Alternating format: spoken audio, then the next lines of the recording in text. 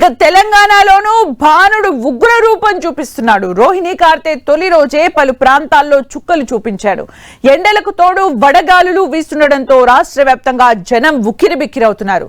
మరో 4 రోజుల పాటు ఎండలు తీవ్రంగానే ఉంటాయని హైదరాబాద్ వాతావరణ విభాగం తెలిపింది. భూపాలపల్లి, ములుగు, భద్రాద్రి, ఖమ్మం జిల్లాలకు రెడ్ అలర్ట్ జారీ చేసింది.